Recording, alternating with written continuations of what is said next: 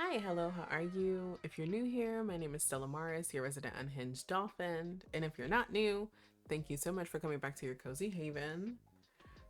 I'm finally at the final boy that I want to do, just Caleb. So without further yapping, we're gonna get into it because I've done these back to back. So, like, I'm gonna have a hell of a time editing all this. But let's get active.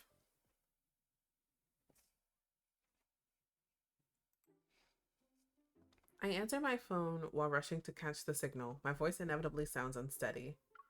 Hey, I'm You're currently on a mission, right? Pumpkin Magus? Why am I not surprised he knows what I'm chasing after? Yes, but how do you... In a matter of seconds, the signal suddenly disappears. I have no choice but to slow down. Let's cut to the chase. Meet me at the theater. I have a lead we can follow. I'm not even gonna ask.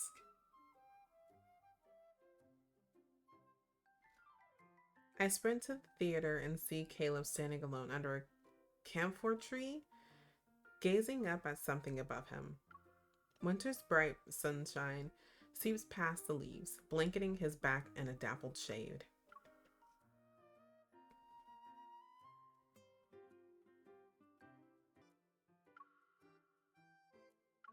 In the past, I might have dashed over, leaped onto his back, and called out his name. But right now, Caleb?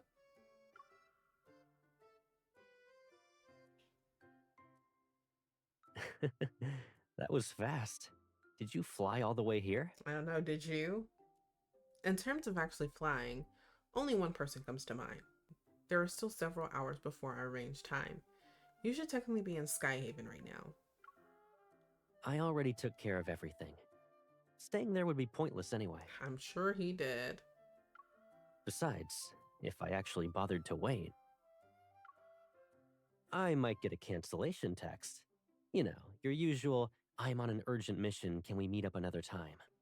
Well, you didn't have to call me out like that, sir.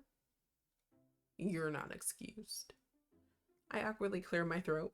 Then I clench my fist and hold it to Caleb's lips as if I'm holding a microphone. You said you had a lead, right? Can you give me an eyewitness account? Caleb smiles and leans in to grasp my wrist. He moves the microphone slightly away. 7 minutes Back ago, up! Pumpkin Magus dashed out of that alley. Oh my god. Back up for me, sir. 6 feet. It tore down all the posters for various New Year's plays from the wall. This also included the one we were gonna see. And you didn't think to stop him? What type of upstanding citizen are you? Why didn't you stop it? Weren't you? Shh. That's what I'm saying. Why didn't you stop? All of a sudden, a figure with dark clothing jumps down from the camphor tree canopy and runs into a nearby alley. Bro could have caught it right there, right then and there, and he was like, nah. Guided by the signal on my hunter's watch, Caleb and I chase the wanderer to a garden. Broken lanterns and decorative Lucky Charms are scattered along the way.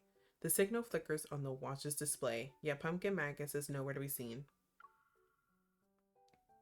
I love how they say it a different way, and I just refuse to call it that. I'm just saying Magus. I guess they're preparing for the New Year Lantern Fest around here. No wonder it ran to this place. Tappy? The signal hasn't disappeared, so it should still be nearby.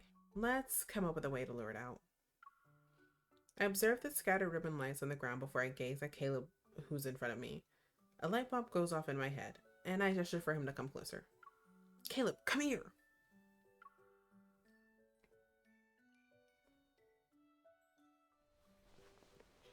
Caleb approaches and naturally moves in sync with me. He raises his hand and turns without asking why. Until I wrap the ribbon light around him for the third time.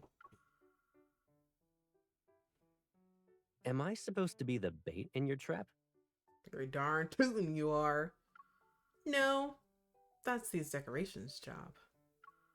Since Pumpkin Magus is on a mission to destroy New Year's decorations, we can make you wear the unbroken ones. We might ignite its desire to cause mischief. It'll be forced to appear. All right. That's quite a creative combat tactic. Is it something you've picked up recently? Do you still see me as a student who needs her homework checked? I purposely apply more pressure as I tightly wrap the ribbon light around him.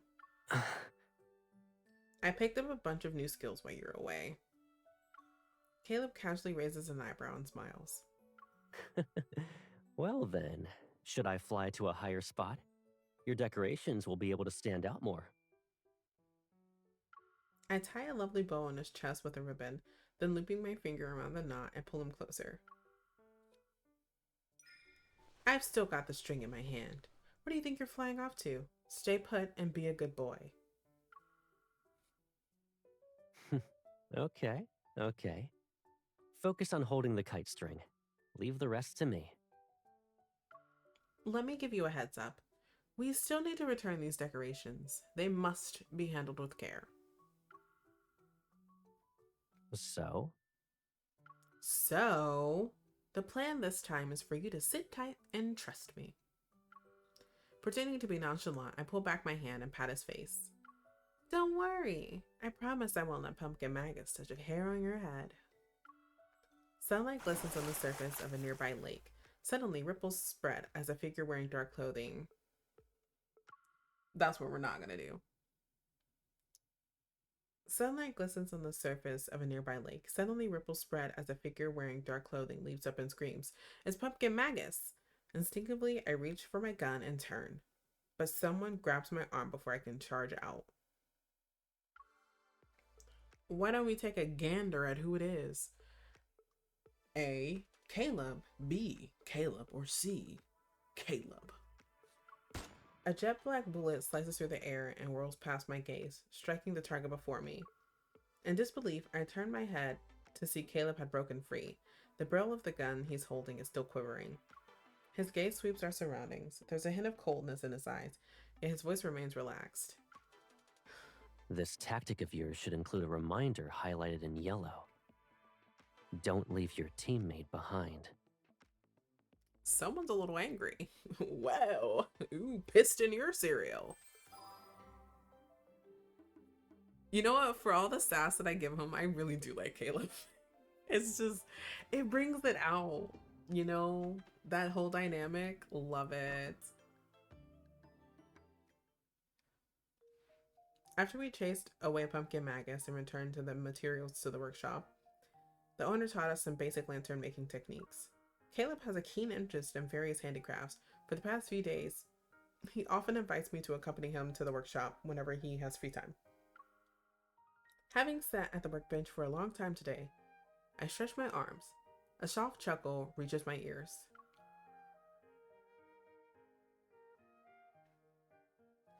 Why are you laughing?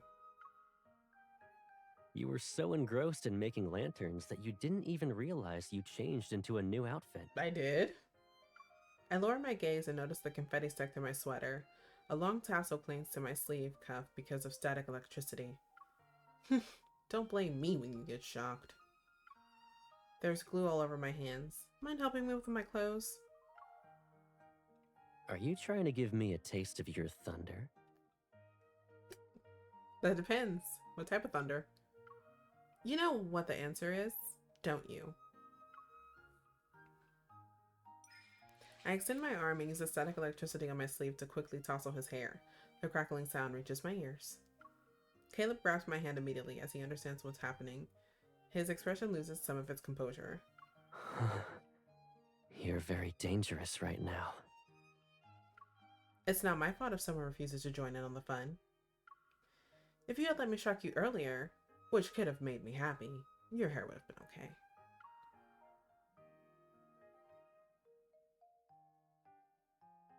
Caleb smiles and shakes his head. Resigned to his fate, he plucks the confetti from my sweater. Fine. I brought this upon myself. Does that make you happy? Overjoyed. After making the lanterns, I folded red paper into New Year's flowers and miniature boats, embellishing them with decorative patterns. Kayla picks up 2 paper boats from the table and asks me a question. You even made yourself a new pair of shoes? Hmm? I take the paper boats from his hand, stack them together, and sit on my tiptoes, placing them upside down on his head. It's obviously your new hat for Lincoln New Year.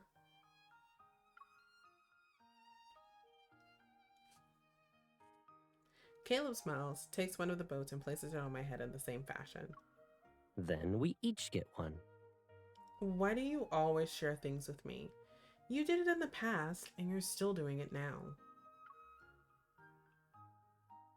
He lowers his gaze as he pulls back his hand. A tingling sensation courses through me as his fingertips press against my forehead. It's called tension.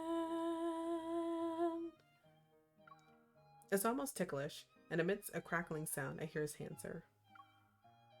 I'm used to it. Besides, who was the person that made 2 of them again? It was by accident. Duh. My watch has remained quiet, so Caleb and I take this chance to watch the New Year's play we missed. Night has fallen when the play ends. We walk into a secluded, quaint alley. The alley stretches into the distance. Lanterns adorn every doorstep and resemble scattered beads on a string.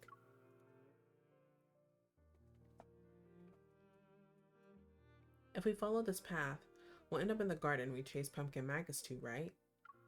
I didn't expect to see so many decorations around here. They can host a mini lantern fest here. It's perfect. What? That lantern's design is very unique. Do you want to take a closer look? Sure. I walk in the direction he pointed to and notice the vibrant design of the lantern. It depicts children enjoying the playful day of spring. The night breeze stirs the silence, and the lanterns gently sway. Within the image, the girl chases after a boy. Both look happy as they run. The boy looks like he was a kid. He even has that same cocky expression. And the girl who's chased him so she can beat him up looks like you. Why didn't you say that? You deserved it. I leave the lantern behind and walk away. Caleb follows me as if he's an elongated shadow of mine. Remember how you used your evil to hide my snacks? You put them on top of the wardrobe, which made it impossible for me to find them. But I also helped you hide the exam paper you failed.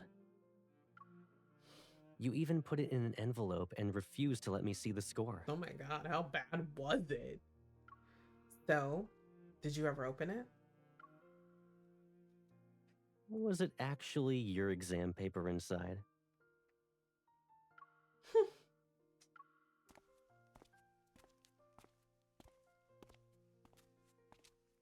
Silence descends upon the alley. The only audible sound is our rhythmic footsteps. I turn around and lock eyes with him. If we keep going, we'll end up in the garden. We might be mistaken for people who didn't buy tickets and get kicked out. How do you know I didn't get tickets for us? How do I know you did get tickets for us, huh? Caleb stops in his tracks and tilts his head to the side. He retrieves a ticket from his chest pocket and holds it out to me. I press my hand on the lantern drawing on the ticket along with his fingers. Where did you hide the other one? If you suggest I go to the Lantern Fest alone, I won't ever talk to you again. The nearby lantern flickers and casts a gentle glow on his profile, as if we return to the past. Don't you worry, Pipsqueak. I'm used to buying 2 tickets. That's kind of cute, not gonna lie. Because they're always doing stuff together. It's fine. It's good. It's Gucci. I did everything.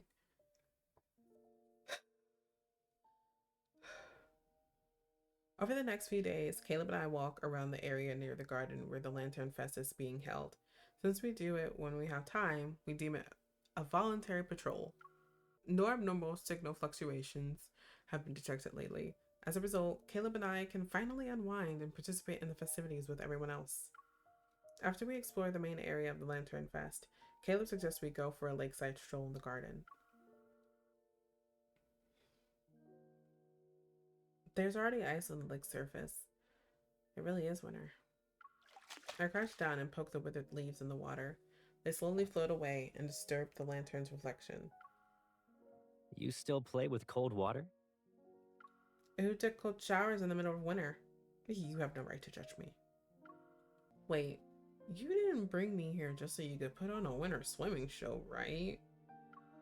Caleb quirks an eyebrow and glances at me. He retrieves 2 small paper boats, the ones I made, from his bag. He crouches down next to me. Right on. But these are our swimmers. He places the paper boats on the lake, supports them with his evol, and pushes them.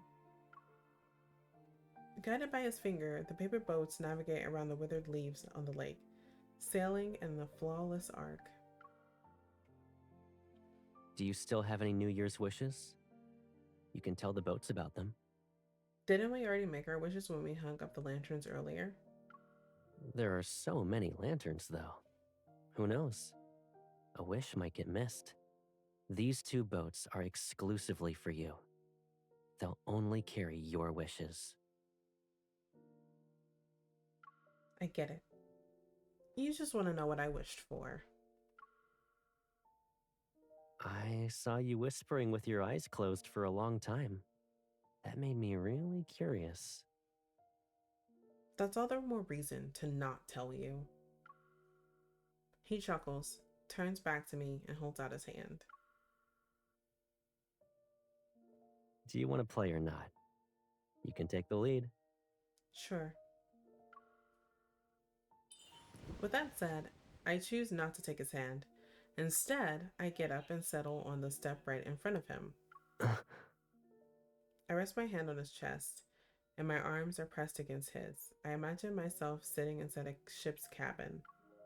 Can you move back a little? I need to change the angle of my seat. My backrest shifts back, and I find myself sort of reclining in his embrace.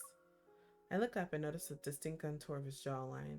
An almost imperceptible smile tugs at the corner of his mouth. Like this? I'm ready. Then it's time to set sail. Is he gonna use his evol to jolt us up in the air? He leans forward and grabs my hand, intertwining his fingers with mine. I maneuver his hands back and forth like manipulating a joystick, causing the paper boat to start drifting around. His familiar breath brushes the top of my head, his heartbeat resonating, drowning out the sound of the paper boats gliding through the ripples. How can I concentrate when things are like this? In a daze, I start to lose focus on the boats, yet Caleb allows me to guide them, and they sway from side to side. After taking a sharp turn, the boats capsize. He smiles as he let go of my hand. He smiles as he lets go of my hand. Using his evol, he retrieves the soaked boats. He Your made me say it 3 times. Could use some work. He was staring at me. I had to there know are what to some do. skills you didn't have time for while I was away, huh? As if. And how is this related to my steering skills? You made some wishes behind my back. The boat sank because there were too many wishes. It's possible. What was yours then? Huh? Out of all the wishes you made, is one of them about me?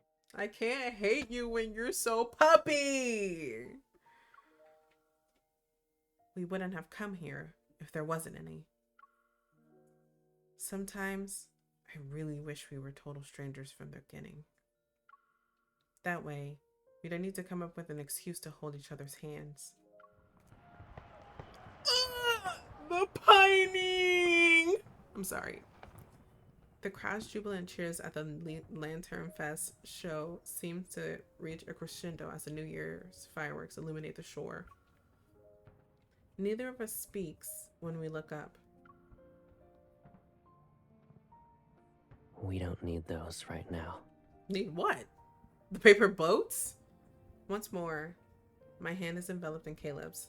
The warmth from his body encircles me from behind, accompanied by his breath. We linger by the lake for a long time and watch the other paper boat float away to enter a bright world beyond the secluded shore. You know what? I see it, Caleb girlies. I see it. And just because I see it doesn't mean I like it, but I see it. I see it for what it is. A few days have passed since our return from the Lantern Fest. During the long vacation, Caleb and I frequently found ourselves at home enjoying each other's company. This morning, we start to adorn the kumquat tree at home with small lanterns. Caleb has an idea. On a whim, he decorates the tree with the New Year's flowers I folded.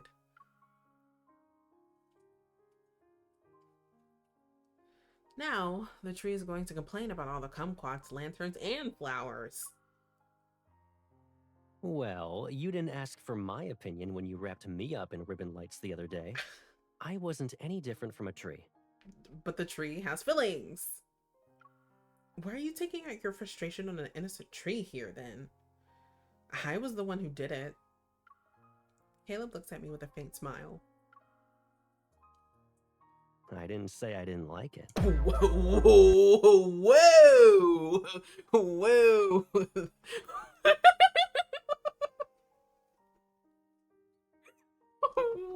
Whoa! Hello?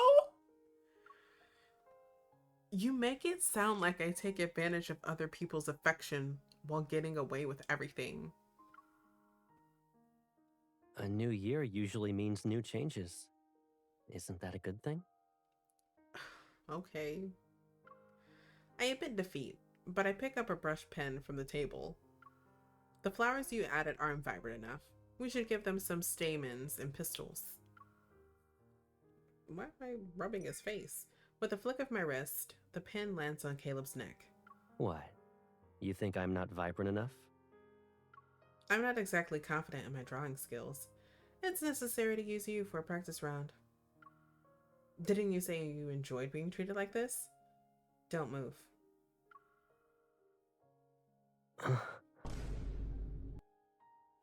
Caleb tilts his head and exposes his neck. His Adam apple trembles when the pen touches him. Be my guest.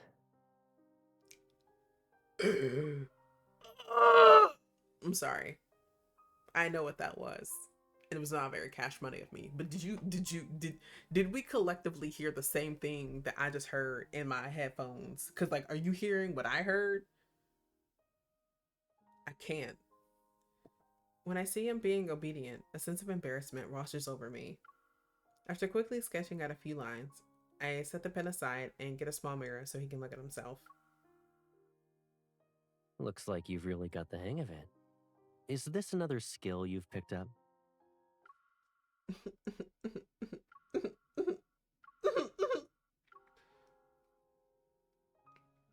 I guess so. But since it's another year, everything should start anew. I'll keep you updated on any new things I learn or changes I experience from now on. Of course, you need to do the same thing. Caleb takes my hand and presses my palm against the pattern on his neck. A matching print is left on my palm.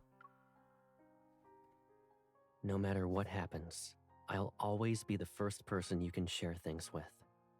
This promise has been officially approved and is in effect starting today. It's valid for 1 year. Only 1 year? Caleb lowers his head and a kiss lands on the faint pattern in my palm. It's because I need you to renew this promise in person every year. I understand, Caleb girlies. I understand.